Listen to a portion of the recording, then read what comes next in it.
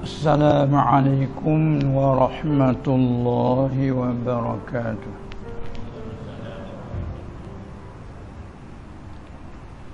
Bismillahirrahmanirrahim. Alhamdulillahi rabbil alamin. وبه نستعين والعاقبة للمتقين ولا عدوان إلا على الظالمين والصلاة والسلام على سيد الأنبياء والمرسلين سيدنا ومولانا محمد المبعوث رحمة للعالمين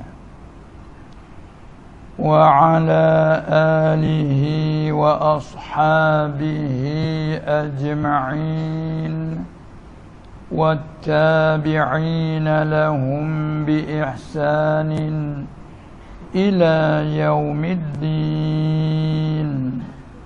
رب اشرح لي صدري ويسر لي أمري واحلل عقدة من لساني يفقه قولي. سبحانك لا علم لنا إلا ما علمتنا إنك أنت العليم الحكيم ولا حول ولا قوة إلا بالله العلي العظيم. قال الله سبحانه وتعالى وعلم آدم الأسماء كلها ثم عرضهم على الملائكة فقال أنبئوني بأسماء هؤلاء إن كنتم أنبئوني بأسماء هؤلاء إن كنتم صادقين.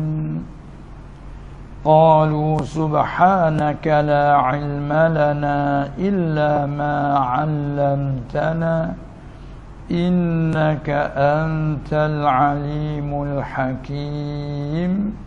صدق الله العظيم. Yang mulia Tuan Imam Masjid ni nama Ar-Rahman Pekansik,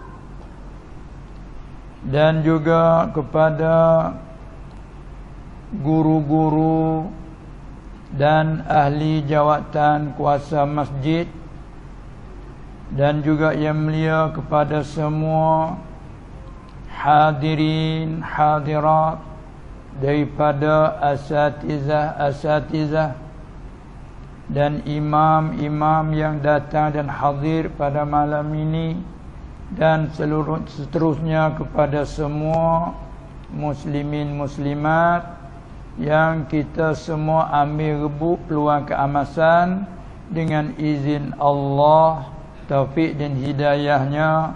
Semoga-moga kita dapat rahmat dari Allah Subhanahu wa taala, dan semoga-moga dia dapat ambil guna apa serba sedikit yang dikurniakan oleh Allah Subhanahu wa taala. Di samping Allah Subhanahu wa taala memberi lagi kita masih di dalam umur kita yang masih panjang, juga di dalam sihat wal afiyah. Amin ya rabbal alamin. Alhamdulillah Pertama sekali kita mengucap syukur sebagai terima kasih di atas segala limpah kurnia Allah Subhanahu wa ta'ala yang tidak terhingga banyaknya dan juga tidak ternilai mahalnya. Alhamdulillah, sekali lagi beberapa soalan yang telah dibentangkan tadi, kalau kita tilik sekaligus bukan sangat rupa soalan. Yang kita maunya ialah kepada beberapa soalan, kerana soalan kita bina di atas perkara yang kita ada kemuskilan ataupun kekeliruan. Adapun mengenai dengan tadi berkaitan dengan fadilat, kelebihan itu hanya kita tujukan kepada kitab-kitab yang membicarakan targhib wa tarhib, untuk menggalakkan kita kepada amal-amalan apa saja berbentuk zikir, bagai-bagai zikir, termasuk dalam sebut zikir itu umum, termasuknya perkataan zikir itu arti zikir sebut ataupun ingatkan Allah. Sebagaimana kita maklum, wa aqimis salah innas salata tanha 'anil fahsya'i wal munkar wa la zikrullahi akbar. Kita selalu dengar ayat itu.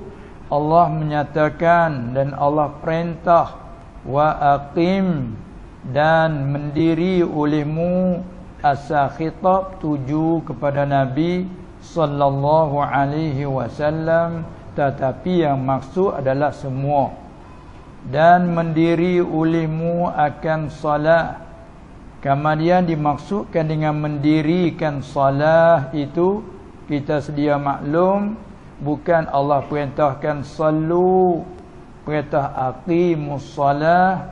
Ayat tu aqimis salah, mendirikan salah. Maka salah pula kita bicarakan antara lain asal kalimah salah arti doa. Salah arti doa. Kata ahli lughah, doa semata-mata mutlaqan, asalkan minta panggil pada lughahnya salah. Dan satu kaum pula mengatakan salah itu pada lughah ad-du'a'u bil khair, minta akan kebaikan pada lughah.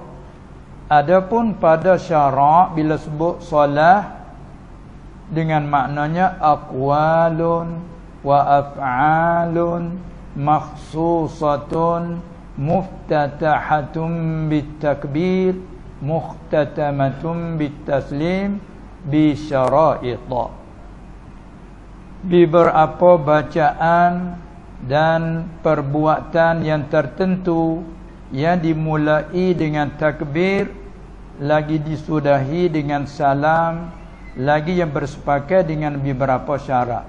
Itulah kita terjemah salah arti sembahyang, kan?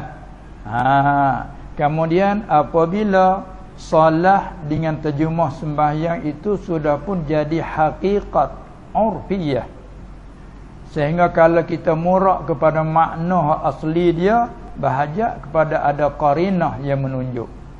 Terlalunya kalimah salah itu dimaklum bagi kitanya pakai arti sembahyang. Kemudian Allah Ta'ala kata wa aqimis salah, dan mendiri olehmu akan salah. Salah arti sembahyang tadi. Bila sebut berkata sembahyang, siapa kita walaupun tak sampai mentabak alim, tak sampai pada mentabak guru pun, bila sebut kalimah salah, sembahyang, semua maklum, kan? Hatta kepada orang bukan Islam pun yang maklum. Sebut kata orang Islam mesti sembahyang, maklum minad din bid-darurah, hingga disampaikan kata masalah wajib sembahyang atas orang Islam itu diketahui dengan dalil apa dia diketahui dengan tidak ada bahajak kepada tahu dalil dan fikih. Sebagai perkara itu sangat-sangat latas dan nyata. Panggil maklum minadin bidarurah. Oleh itu bila perkara yang maklum sebegitu rupa, siapa ingkar kufurnya. Kan? Kita maklum. Kemudian bila sebut kalimah mendirikan, semua pun sudah terkandung di dalam katanya beberapa bacaan perbuatan yang maklum. Itu maksud dalam kata mendirikan solat. Artinya huraian dalam fiqh menyebut tentang rukunnya, syaratnya. Paling kurang itulah dua perkara yang pasti. Nah, dengan menunaikan segala rukunnya dan syaratnya, itu sekurang-kurang untuk disah dan dijadikan itu panggil solat. Kemudian untuk nak menyempurnakan lagi, ditambahkan pula dengan beberapa sunat, kan, sunat hai'ah dan ab'ad. Bagaimana kita maklum, Allah Ta'ala sebut kata mendiri kamu ulimu akan solat li zikri, bagi mengingatkan aku. Itu nak menyatakan kata zikir. Solat maksudnya kata zikir. Dan juga dalam amalan solat itu dia mengandungi segala macam, segala bagai amalan. Semuanya terkandung di dalam solat, kan? Kalau dari segi bacaan, takbir ada, ucap dua kalimah syahadah ada, kan? Salawat ada, baca Al-Quran ada, tasbih, tahmid, tahlil, semua ada. Doa, bagai-bagai doa, kan, terkandung di dalam salat. Dari segi perbuatan pula, perbuatan qiyam, berdiri ada, dan juga tunduk rakaat, dan juga duduk sujud, semua mengandungi dalam solat. Sebab itulah amalan solat ni besar. Dan diriwayatkan ketika Nabi SAW di Isra' di Mi'rajkan pada malam itu, dilihat, dia Allah beri lihat kepadanya amalan kerja-kerjaan para malaikat. Ada dikhususkan dengan berdiri semata-mata, tidak tunduk. Ada malaikat rokok semata-mata. Ada pula malaikat sujud semata-mata, tak angkat kepala. Ada riwayat kata kecuali pada malam Mi'raj, bisalam, jawab salam, sujud pula. Jadi ada pula setengah tu dengan amalan duduk. Maka cintalah Nabi SAW, mudah-mudahan segala rupa bentuk amalan malaikat tadi semoga-moga diadakan pada umat aku. Jadi dengan cita ia tadi, Allah memfardukan salat yang mengandungi segala rupa kelakuan tadi, kan. Dan adanya qiyam, adanya rakaat, adanya sujud, adanya duduk. Nah, duduk antara sujud dan juga duduk bagi tahiyyat. Maka dalam bacaan kita pula ada dengan takbir, ucap keagungan Allah. Ada pula doa seperti semula kita takbir, doa iftitah. Nah, dalam doa ada mengandungi pula iktiraf, mengaku dengan keesaan Allah, mengaku dengan kekuasaan Allah. Wajjahtu wajhiya lillazi fataras samawati wal ard. Aku menghadapkan muka aku, yakni zat diri aku menghadapkan kepada Tuhan yang telah menjadikan langit bumi dari tiada kepada adanya. Semua ada pengakuan masuk di dalam tu, kan. Lagi pula kita mengaku hanifan muslimau wa ma ana minal musyrikin. Aku ialah orang yang cenderung kepada yang sebenar, tidak daripada perkara yang tidak sebenar. Musliman, aku yang serah, aku memeluki Islam. Wa ma ana minal musyrikin, dan tidaklah aku yang berkongsi pada ibadatkan yang lain daripada Allah, juga kongsi pada iktikadkan yang berhak disembah yang selain pada Allah, tidak. Dan tidak pula aku kongsi pada semua yang lain daripada Allah dapat beri bekah. Semua wa ma ana minal musyrikin. Itu kita mengaku kata semua tu akidah. Kemudian kita mengaku lagi inna salati, sesungguhnya sembahyangku, wa nusuki, dan ibadatku, segala ibadatku, min adbil am alal khas, sebutkan solat dan umumkan segala ibadatku, wa mahyaya, dan hidupku, wa mamati, dan matiku, semua hak siapa? Lillahi rabbil alamin, kepunyaan bagi Allah. Ini dalam ucapan kita tu mengandungi cukup keesaan Allah. Dan kalau kita sila kepada makna itu, ibadat yang kita lakukan, salat yang kita salat, dan juga hidup kita, mati kita, semua hak Allah. Ada dalam ucapan kita tu mengandungi habis. Sebab tu bagi orang yang sampai kepada maqam ihsan tinggi, siapa mereka suka dan zuk masuk di dalam solat. Apabila mereka rasa susah hati, mereka solat. Tapi kita dah susah hati, tak boleh nak solat, kan? Bagi orang yang zuk, apabila dia susah, dia solat. Sesuai dengan firman Allah, ya ayyuhallazina amanu ista'inu bis-sabri was-salah. Arti ayat tu boleh memberi pertolongan. Sebab Allah Ta'ala kata, hai orang yang telah beriman, kerana kita dah percaya dengan 6 kepercayaan, bertolonglah kamu. Kalau asal arti ista'inu, minta tolong. Minta tolonglah kamu dengan sabar. Kita dapat reti di situ bahawa sabar ni soalannya suatu perkara yang boleh menolongkan, yang panggil isnad pada sabab. Dan salat, minta tolong kamu dengan salat, bertolonglah kamu dengan salat, kan? Sebab kalau tengok pada makna dia tadi tu mengandungi segala-gala. Sebab tu dipanggilkan zikri, wa aqimis salata li zikri, bagi ingatkan aku dan bagi menyebutkan aku. Kerana dalam salat ada sebut dia dan ingat kepadanya. Kemudian kita selalu apabila sebut zikir, kita hanya sila kepada apa bila sebut zikir. Yang segera faham kepada kita bila sebut zikir, kita faham apa zikir. La ilaha illallah dan sebagainya, subhanallah, kita panggil bila sebut zikir begitu kita fahamnya. Walha makna zikir itu umum. Kemudian Allah Ta'ala kata lagi, wala zikru innas salata, sesungguhnya salat itu, sembahyang itu, tanha, melarang, menegah ia. Itu apa yang mengaji kalau ilmu balaghah panggil isnad majaz. Allah Ta'ala mensandarkan, menegah kepada salat itu sendiri. Sembahyang itu menegah ia. Innas salata, sesungguhnya sembahyang itu, tanha, menegah ia. Seolah-olah sembahyang itu melarang, menegah akan siapa?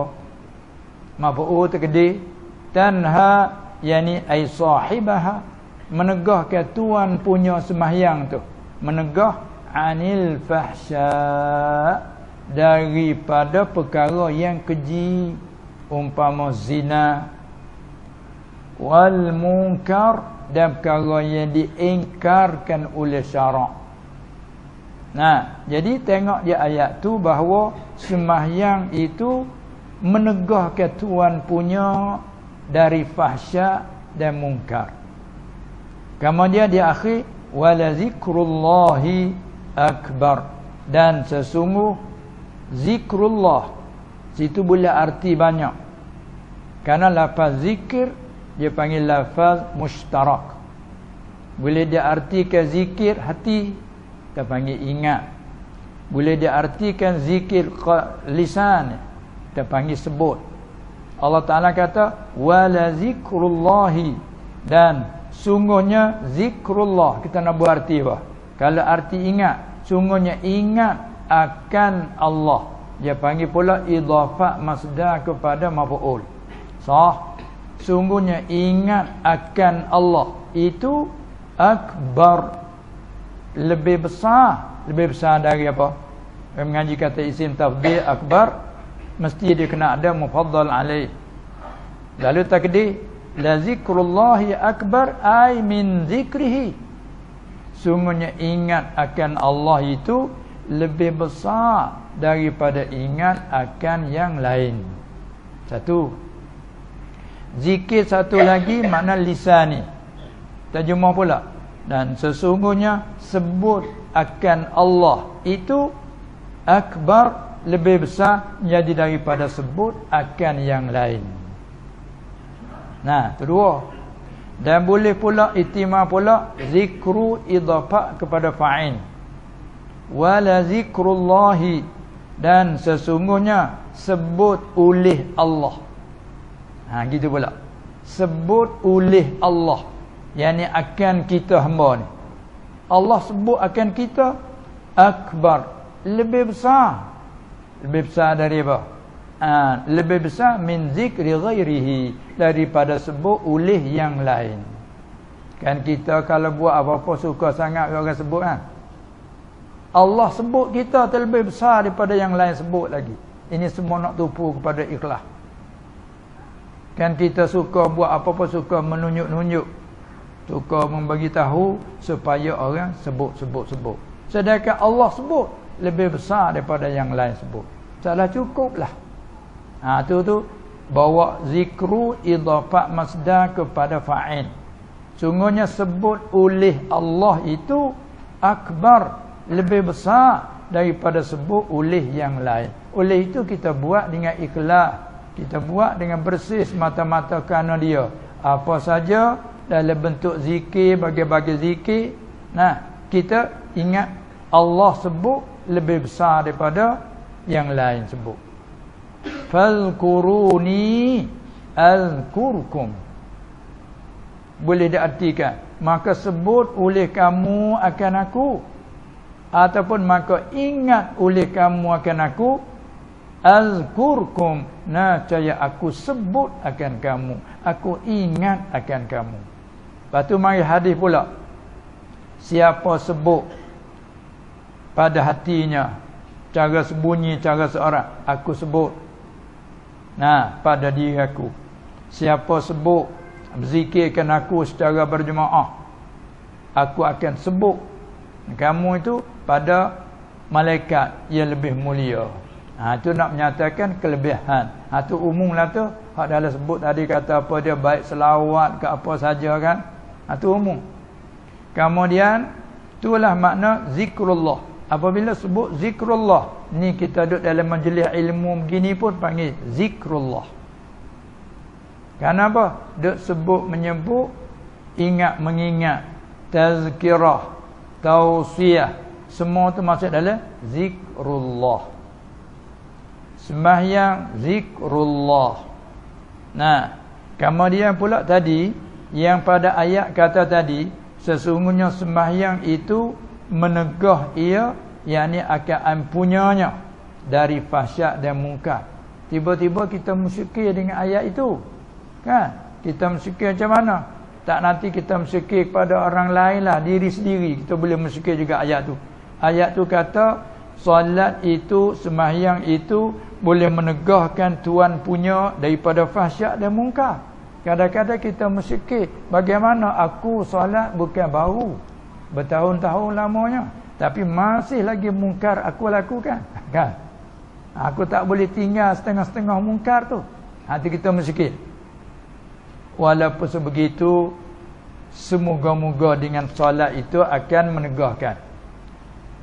Berkaitan dengan ayat ini ada cerita dalam suatu hadis, seorang sahabat mencerita kepada Rasulullah sallallahu alaihi wasallam, ya Rasulullah, bahawa ada seorang muda daripada Ansar, dia tak sebut nama lah sebagai nak jadikan cerita saja, supaya juga kita kalau kita nak cerita perkara yang kurang baik, seelaknya kita ya ada seorang hamba Allah, baik, lebih baik pada kita sebutkan nama.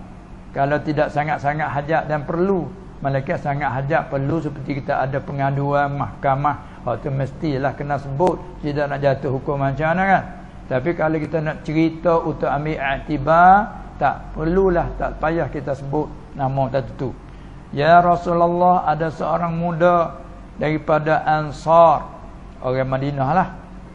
Ia sembahyang tak tinggal solatnya, tapi di samping itu juga ia melakukan kejahatan, kemungkaran. Mana sembahyang dia tidak tinggal, setengah-setengah kemungkaran juga dia tak tinggal. Bagaimana? Kata Rasulullah sallallahu alaihi wasallam, mudah-mudahan satu hari sembahyang dia telah akan menegahkan dia daripada mungkar. Dia jawab gitu. Takdirkan Allah Subhanahu Wa Taala beberapa lama diceritakan bahawa seorang muda itu tadi sekarang baik nafsunya. Orang petani kata berjuruh. Kata ni kata dah baik dia sekarang. Kata Nabi sallallahu alaihi wasallam, itulah yang telah aku cerita pada kamu. Bermaknanya kita dapat ambil situ kata bahawa sembahyang yang boleh menegahkan akan Tuhan punya tu daripada fahsyat dan mungkar, artinya dia panggil sembahyang yang sempurna. Kan? Jadi apabila kita kata kita sembahyang tapi kemungkaran masih berlaku, bermakna kata kurang sempurna. Walaupun begitu, kita teruskan dengan lama kelamaan Allah yang memberi taufik dan hidayah kepada kesempurnaan, kan? Tak ada siapa pun yang lain tidak ada daya dan upaya.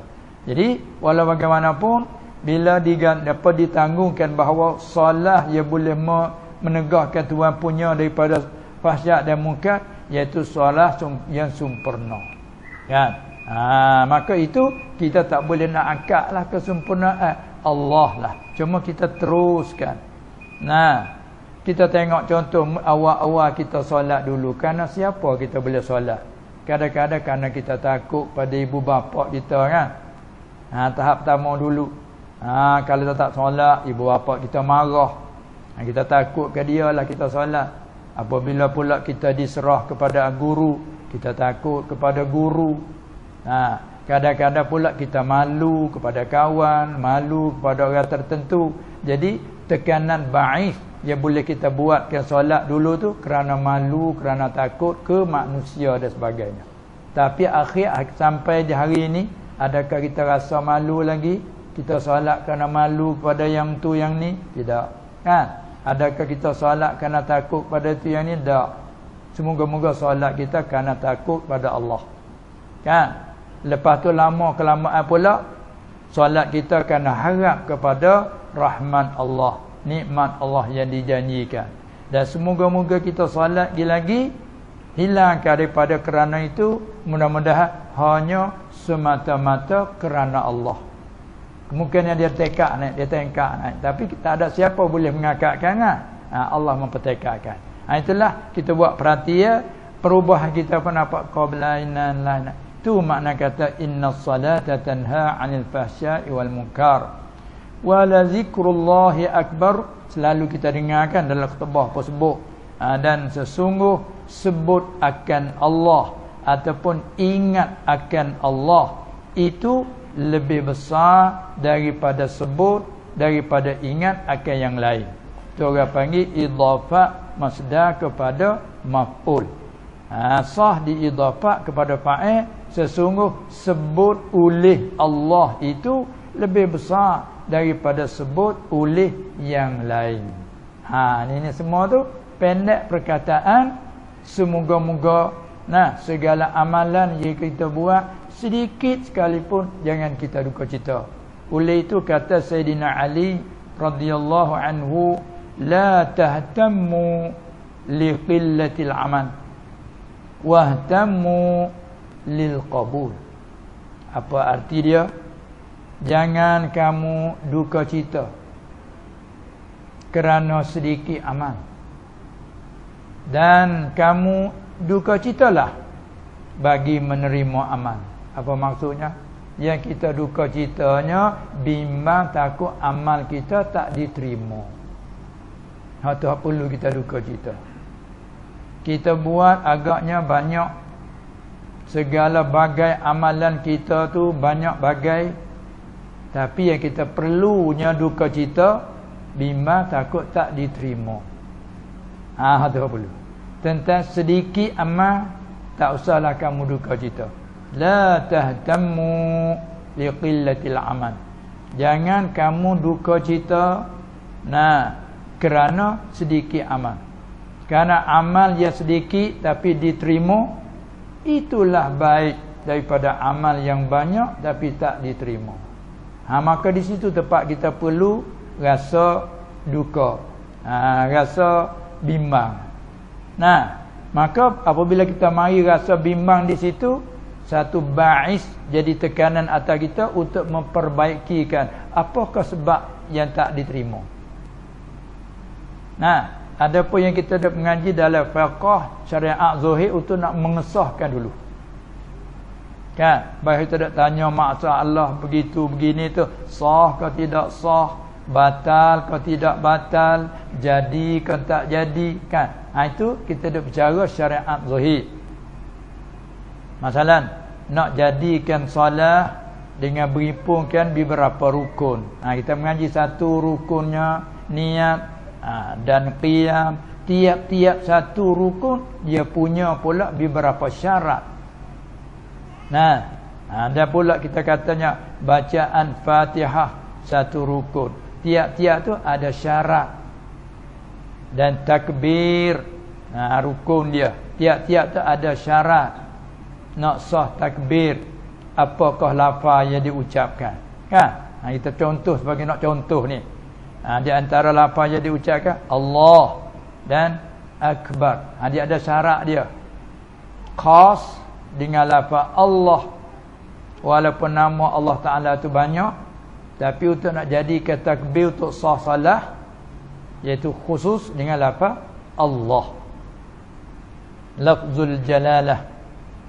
Kalau kita tukar, ambil nama yang lain daripada Allah, kita tukar ganti di situ, Ar-Rahmanu Akbar, masalan, Ar-Rahimu Akbar, masalan, maka tidak sah. Itu syarat dia kan. Ada pun kita kait jadikan sifat, maka tak mengapa. Jangan terlampau banyak. Umpamanya Allahur Rahmanur Rahimu Akbar, tak apa. Tempat kira ialah betul Allah dengan Akbar. Ar-Rahman, Ar-Rahim sebagai didatangkan sifat dua, jangan terlampau banyak, maka jadi. Dan juga Akbar dikhususkan dengan madah tertentu kahbara, dan dengan bentuknya isim tafdhil Akbar. Kalau kita tukar walaupun madah huruf bagi kalimah tu sama, tapi kita tukar bentuk, sirah dipanggil, daripada akbar tukar jadi kabir. Allahu kabir juga tidak sah. Itu syarat dia kan. Sudah apa panggil takbir, tapi syarat dia kena khusus. Yang pertama lafaz Allah, yang kedua lafaz akbar. Kalau kita tukar kabir tak sah. Itu dia. Ada apa kalau memasukkan alif lam Allahul Akbar, tak apa. Ini tiap-tiap satu rukun ada syarat bagi rukun itu. Tengok qiyam pun ada punya syarat bagi qiyam tu pula kan. Rakaat ada syarat bagi rakaat tu pula. Baca-bacaan dia ada selain pada Quran. Quran tu hak dia dah. Sama ada di dalam solat, di luar solat, mesti kena guna hak dia. Kalau lahnun yughayyirul makna haram, lahnun la yughayyirul makna azanwaya haram juga kan. Walaupun tak berubah makna. Itu hak Quran. Lain pada tu umpama kita kata tasyahud. Bila kita baca tasyahud, kita tahu pula mana lafaz yang tertentu baginya hak wajib. Kemudian di antara syarat kena meraihkan beberapa tasdid kan. Tempat tasdid kita kena raihkan. Kecuali kita belajar bersungguhan belajar tapi Allah tak bagi, maka itu dimaaf untuknya. Seperti at-tahiyyah, di situ dua syiddah bukan? At-tahiyyah, tapi lidah setengah-setengah tu tak boleh nak kata at-tahiyyah. Belajar bersungguh-sungguh sampai lemah pihak guru. Guru lemah, kata at-tahiyyah, at-tahiyyah, at-tahiyyah, tahiyyah, tahiyyah. Ada jadi begitu. Belajar lagi, akhir tak dapat. Untukmu dimaafkan. Tapi nak jadi imam tak boleh. Mereka sama-sama at-tahiyyah tak apa. Makmum pun at-tahiyyah juga. Bolehlah jemaah dua tu. Nak jatuh ummi dah lah. Mana kata tiap-tiap satu punya isyarat. Baik, itu kita mengaji dari segi syariat zahir untuk nak hukum kata solat kamu itu sahihah. Solat kamu itu dah sah bila bentangkan rukuk. Syarat pun cukup sah. Tetapi masalah bila sah apa faedahnya? Bila sah ialah lepas tuntutan dari Allah. Tak lagi dituntut solat kali yang kedua. Masalah kita dah solat maghrib tadi kan, sudah sah bila dibentangkan dengan syariat zahir, ya sah dah. Ulama hukum kata sah dah. Bila sah sudah lepas tuntutan wajib, tak dituntut lagi solat yang kedua. Sekalipun kita rasa rajin, rasa seronok dalam semayang tadi, berasa nak semayang lagi kali yang kedua, tak boleh. Haram. Malaikan, mazhab kita setengah mazhab tak boleh juga. Malaikan kita i'adah dengan syarat-syaratnya. Kita sudah solat dah satu maghrib tadi, ada jamaah datang ke tempat kita, orang-orang punya keberkatan, kesalahan, masalah kita nak ambil tabarruk dengannya, ingin kita nak ambil barakat cara mana selain pada kita musafahah dengan dia, rasanya nak berjemaah dengan dia. Kita dah solat. Maka mazhab kita Syafi'i dibolehkan, pakai disunatkan dengan syarat, tambahan syarat mesti berjamaah. Itu syarat dia adalah kata berjamaah tak boleh nak iadah satu kali lagi, haram. Apabila jemaah wajib kena niat. Kalau kita jadi makmum mesti niat makmum dalam takbir. Kalau jadi imam mesti niat imam dalam takbir. Adapun kalau kita jemaah biasa, tak ada syarat niat makmum dalam takbir, tapi wajib niat makmum, tapi tak syarat niat dalam takbir. Kenapa? Kerana jemaah itu bukan syarat bagi sah solat. Tapi bila kita nak berjemaah, kita selaku makmum wajib kena niat. Kalau tidak, tak boleh kita nak ikut dia secara tunggu dan nanti lama. Kan? Bila kita selesai baca Fatihah, imam tak rakaat, kita duduk tunggu. Situ kalau panjang pada urus, batal solat kita kerana kita tidak niat ikut dia. Adapun bila kita nak i'adah, mesti kena niat di dalam takbir. Kerana syarat nak boleh i'adah, wajib kena berjemaah. Bila berjemaah mesti kena niat makmum ataupun imam di dalam takbir. Jika kita jadi imam, kita nak sembahyang sekali lagi tu, dia kata kamu jadi imam, kita wajib niat imam. Ataupun kita jadi makmum, wajib kita niat makmum. Jadi kita maklum bahawa dua masalah dalam mazhab kita, hak wajib niat imam dalam takbir, niat makmum dalam takbir, sembahyang muadah tadi, dan satu lagi solat sembahyang Jumaat. Kan? Kerana jemaah syarat bagi sah Jumaat. Tu pasal kena niat dalam takbir. Adapun kalau jemaah lain pada dua yang tersebut, kita jadi imam, tak disyarat pun niat imam bagi nak sah makmum di belakang tu berjemaah. Hingga-hingganya ulama ada khilaf, kalau kita jadi imam tak niat imam, adakah dapat fadilat jemaah? Situ soalannya. Ada yang berkata tidak dapat kerana ia tidak niat. Innamal a'malu binniyat. Tu pergi ke situ. Satu kata, bila orang yang buat imam kepadanya, dapat fadilat jemaah kepadanya walaupun dia tak niat imam. Jadi bila kita niat imam tak ada khilaf lah kan. Baik, itu pada asalnya nak menyata apa tadi? Itu nak menyata kata amalan yang zahir itu untuk nak mengesah ke tidak sah, Ataupun bila kata sah dah, kita nak menjagakan daripada perkara yang membatal. Oleh itu kita ambil tahu pula tentang mufsidatis salah, mufsidatil wudu, kan? Kita ambil tahu pula di situ supaya nak jaga. Apabila solat kita dan amal ibadat kita sudah sah, yang perlu kita bimbangnya terima atau tidak. Artinya kita tak tahu kerana tu raib tu. Siapa pun tak boleh nak royak. Kalau tanya, solat aku diterima dah? Siapa tahu masalah terima? Aku sendiri tak tahu diterima ataupun tidak. Cuma semoga kita harap diterima oleh Allah. Tapi kita kena ada rasa bimbang, takut tak diterima. Itulah makna kata Sayyidina Ali tadi, la tahtammu, jangan kamu duka cita liqillatil amal, kerana sedikit amalan. Muradnya amalan zuhir. Bila itlaq situ muradnya amalan zuhir. Kan tengok solat kita tak banyak kan? Solat hak fardu, hak tu mesti dah. Nama kata tak payahlah sikit amal pun lepas subuh tak solat. Tak payah banyaklah. Jangan tu silap faham. Kita duk cakap ni hak lebih pada hak wajib hak wajib tu mesti dah, tak boleh tinggal yang tu. Bahkan kalau kita kata tak wajib kufur kan. Hak tu mesti dah. Dia duk cakap sedikit banyak ni amalan hak sunat. Ada orang simpan hanya atas wajib saja. Wajib semaya fardu 5 waktu tak tinggal sungguh-sungguh. Puasa Ramadan dia tak tinggal sekiranya dia tak uzur. Tu mana simpan atas yang wajib-wajib kan. Kalau harta pula dia ada wajib atanya zakat, dia keluar zakat. Walaupun amalan sedekah sunnah tu dia kurang. Katakanlah sebagai nak contoh saja kan. Maka ya apa katanya? Apabila kita solat tu sedikit kata. Kalau amal sunat pun sedikit saja. Sekadar rawatib tu pun sekali-sekala saja, bukannya lazim juga kan. Teka-teka kita buat ketika kita buat solat rawatib. Kadang-kala kita tidak, sedikitlah tu.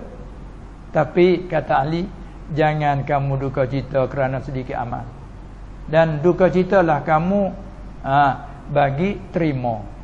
Sebab apa tu? Bila kita mari rasa duka cita, bimbang-bimbang, takut tak diterima, mudah-mudahan yang tu mari baik, mari menekan kita supaya kita tumpu kepada ikhlas hati kita. Situ dia nak. Bila tumpu pada ikhlas dan amalan zahir ni yang membawa kepada menghidupkan batin. Kan? Menghidupkan batin. Seperti kita contoh apa dia, bateri jam jam dinding apa jam tangan sekarang ni pakai bateri ada setengah pakai bateri. Kalau dulu pakai koci tu pakai koci tak panggil koci dia berjalan sekarang ni kalau kita katanya bateri dia tu habis, maka dia tak berjalan Apabila ada bateri dia tu berjalan. Sama ada kita ketika kita pakainya di tangan, ketika kita dalam berjalan dia berjalan. Ketika kita tidur lena lelak pun dia berjalan. Ataupun kita hanya simpan dalam almari masalah, dia sudah berjalan tu. Kepada apa? Jam hidup dah. Kalau tak berjalan terpanggil apa? Jam mati. Awal hajam, dari awal lagi tak hidup, dari awal lagi kan. Tapi bahasa kita guna ketika dia ada berjalan, kita hidup lagi, kita kata. Bila tak berjalan jam ni mati. Tu lurah kita kan. Tu muraknya. Jadi maksud nak di mana tu? Asalnya apabila habis bateri dia tu, kalau ada pun habis masa dia, kita salin bateri.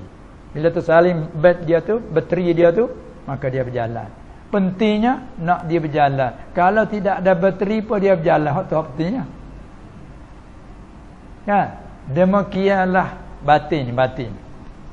Ketika kita solat pun dalam tu dia berjalan. Ketika kita tak solat pun dalam tu dia berjalan. Ketika kita sebut dengan lidah pun bersama dengan hati. Ketika kita diam duk bercakap, duk berbincang dengan kawan-kawan, duk berbicara tentang beberapa masalah, tapi hati kita tu masih berjalan. Itu nak dia panggil zikrul qalbi. Dengan kata istilah tasawuf hudurul qalbi. hati hadir serta Allah senantiasa, setiap saat, setiap detik. Ketika kita lena pun dalam tu berjalan. Maka amalan apa yang nak tetap gitu? Kalau zikir lidah hanya sudah kita ketika sebut apa yang zikir lidah ha? Bila kita diam tak ada lah zikir lidah. Nah, tapi bila dia zikir kita tu dia sampai kepada hati. Bila sampai dia panggil hudur, dawamul hudur, berkekal hati. Ketika kita diam pun dalam tu. Sampai orang arif billah nampak pandangan zuhir mereka itu amal tak banyak, tapi dalam mereka hidup. Kita ni kadang-kadang nampak amalan zuhir itu banyak, tapi dalam tu mati. Dalam mati. Sebab tu Allah Ta'ala panggil mati kepada orang yang kufur. Innaka la tusmi'ul mauta. Sesungguhnya engkau hai Muhammad, engkau tak boleh memperdengarkan segala yang mati. Kadang-kadang dia ambil zuhir ayat tu, dia buat hukum pada masalah apa dia tak boleh ditalkinkan. Kerana Allah Ta'ala kata, mu tak boleh memperdengarkan yang mati. Walha kalau orang reti dari segi balaghah tak ada masalah. Satunya ayat tu murad dengan al-mauta, dia panggil majaz, isti'arah, pinjam perkataan yang mati dipakai di atas makna yang kufur. Kerana orang yang kufur tidak ada iman, tidak ada percaya dari awal lagi. Dan tak percaya dari awal lagi, dia panggil mati. Maka orang yang mati Muhammad, mu tak boleh memperdengarkan orang yang mati. Kalau bersungguh setara mana pun ajak mereka kepada beriman, tak beriman. Sebagaimana Allah Ta'ala kata, wa in yad'u wa in tad'u ila apa dia? Falan yahtadu idzan abada. Jika kamu ajak mereka itu kepada petunjuk, sampai bila mereka tak dapat petunjuk. Tengok. Falan yahtadu, maka tak akan dapat petunjuk sampai bila? Abadan. Sebab dia mati. Itu bercakap hakikat. Yakni bila orang yang Allah Ta'ala mematikan hatinya, tak terima iman, kamu ajak setara mana pun, mereka tak akan dapat hidayah, tak dapat petunjuk, tak terima seruan ilmu itu abadan, selama-lama. Itu panggil yang mati. Kemudian katakanlah kalau pakai makna hakiki, al-mauta, mu tak boleh beri dengar Muhammad akan segala yang mati. Kalau pakai makna hakiki, mati mana? Orang yang mati betul, cabut roh mati. Maka yang mati ni badan. Mu tak boleh memperdengarkan yang mati betul. Bila orang mati mana nak dengar? Ni jasad kita ni. Sekarang kita ada jasad disertai dengan roh. Yang kita boleh mari, boleh apa hari ni, boleh membicarakan. Kerana ada di jasad kita ni ada roh. Roh sini panggil apa? Sini panggil apa roh ni? Roh bahasa Arab, Melayu kita panggil apa? Nyawa. Dia panggil nyawa. Ini kita panggil apa yang ni? Melayu kita panggil apa? Tubuh. Tu Melayu panggil tubuh. Badan tu bahasa Arab pula. Tapi kita campur. Macam ni kata tak? Tubuh badan. Campur. Kita campur Arab dengan Melayu. Tubuh badan. Tubuh badan. Badan Arab, tubuh Melayu. Jadi kita ambil Melayu semuanya. Ini tubuh. Tubuh ni kalau tidak ada nyawa di dalam, macam tiang begini lah kan, tak hidup. Baik, ketika roh dicabut, qul yatawaffakum malakul maut allazi wukila bikum, apabila Israel mencabutkan roh dari badan, dari tubuh, maka panggillah tubuh ni yang mati, mait. Kita panggil mayat. Yang mati ni badan kan? Maka betul lah kamu Muhammad tak boleh memperdengarkan akan yang mati. Betul tak? Kamu tak boleh memperdengarkan yang mati. Kerana nak dengar tu dia panggil syarat adinya, syarat pada adab, bukan syarat pada akli. Pada adabnya nak boleh dengar ada hayat, ada perhidup, baru ada sama, ada basar. Macam kita ni ada biji mata, ni bukan basar, biji mata. Di biji mata tu Allah menjadikan sifat basar. Atau riwayat kata daripada urat kan. Di telinga Allah Ta'ala menjadi dalam simakh, jadikan sama. Dengan ada sama dan basar, dua-dua tak boleh ada di zat yang mati. Ada hayat. Bila ada yang tu bersifat dengan sama dan basar, boleh mendengar, boleh melihat. Apabila ruh dicabut, jasad ini maut. Allah Ta'ala menjadikan allazi khalaqal mauta wal hayata. Maka jasad ini mati kan. Bila jasad mati, mana nak dengar? Mati tercakap dengan kayu, dengan besi, dengan seming begini. Mana dia nak dengar pasal dia tak ada sifat hayat? Mu tak boleh memperdengarkan akal yang mati. Betul yang mati tak ada dengar. Tapi hak kita duk talqin, duk beri salam tu, diberi salam ke siapa? Cuba kita jawab situ supaya nak fahamkan dulu. Panggil kata gi ziarah melawat orang mati. Kita lalu ke makam kubur, kita disuruh beri salam. Beri salam kepada siapa? Kepada orang mati. Macam mana beri salam ke orang mati? Itu kalimat zuhir sekaligus. Tapi muraknya beri salam ke siapa? Cuba jawab.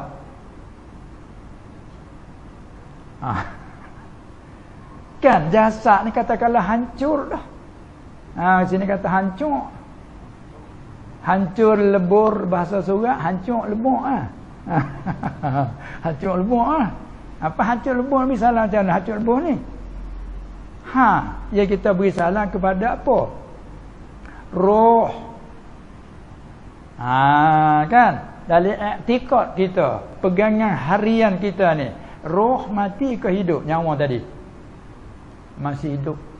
Setelah dicabut daripada jasad, roh yang hidup, jasad yang mati. Maka ia dikebumikan, ditanamkan ni jasad ni upacaranya. Upacara dikebumikan ni ialah jasad. Roh hidup. Sebab itu kita disuruh beri salam. Setiap kita lalu ternyata makam Islam. Kubur orang Islam. Assalamualaikum. Bukan saja beri salam, tuju kamu. Selamat sejahtera atas kamu. Enggak rupanya kamu ni dhamir mukhatab. Man tawajjaha ilaihil kalam. Selamat sejahtera atas kamu. Mana kamu cerita ni? Hadir. Kita mengaji ke ada pula dhamir mukhatab, dhamir mutakallim, syaratnya hudur. Bila cakap aku, kamu, kami, kamu. Ni kita bisa assalamualaikum. Selamat sejahtera atas kamu. Tengok dalam solat kita ni, ketika kita assalamualaikum warahmatullahi, assalamualaikum warahmatullahi, itu dari segi rukunnya, sunatnya, lafaznya. Dari segi niat kita, sunat salam ke siapa? Kalau kita solat seorang diri kan, kepada mereka yang di kanan, sebelah kananku, hadapan kananku, sebelah kiri dan belakangku. Siapa dia tu? Mereka sebelah kanan kiri depanku. Daripada malaikat, jin dan manusia yang mukmin. Tengok tu. Tu mana katanya hubungan kita masih. Kalau kita berjemaah, daripada jawab salam imam, niatnya, dan sama makmum kita assalamualaikum kan. Patut gaibnya daripada semua malaikat, jin, manusia yang mukmin. Tengok. Tu mana kata hubungan roh ke roh tu. Lagi pula di samping kita beri salam, kita panggil pula. Assalamualaikum ya dara qaumin mu'minin. Kita beri salam ke tuan rumah, tak panggil kita semua kan? Bila beri salam ke kubur, ahli kubur, Assalamualaikum ya dara qaumin mu'minin, ay ya ahlal kubur, hai penduduk-penduduk kubur. Macam mana nak cakap penduduk kubur? Ni muradnya arwah, segala roh. Maka roh ni walaupun di mana dia berada, bebas Allah Ta'ala bagi ke dia nak ke mana. Roh orang mukmin yang soleh macam roh syuhada kan, siapa masuk dalam biang bu, bawa terbang ke mana mereka nak pergi, raung. Walaupun tak masuk syurga lagi, boleh raung. Kita naik kapal terbang raung, nak pergi raung ke mana, bagi duduk sini, raung dia pula. Tu roh dia. Maka kita beri salam sini, yang boleh menyampaikan siapa dia? Allah yang menyampaikan. Nah, sebab tu macam kita kata apa macam kita dah ni cakap telefon lah. Nah, kita cakap dengan orang Mekah lah. Boleh tak? Kalau dulu kita musyrik juga, nak cakap macam mana dengan orang jauh. Tapi di hari ni tak ada musyrik dah. Halo, Assalamualaikum. Waalaikumsalam. Mudah mana aku duduk di masjid, ini masjid haram. Masalah ni aku nak mayat sa' ni. Tak nak mayat sa' lagi di sana ni. Dia cakap dengan siapa? Dengan cakap saudara duduk di Mekah. Jadi tak ada ajib lah. Nanti bila sebut pergi melawat ziarah beri salam kat kubur ni, macam mana? Ambil telefon sikit.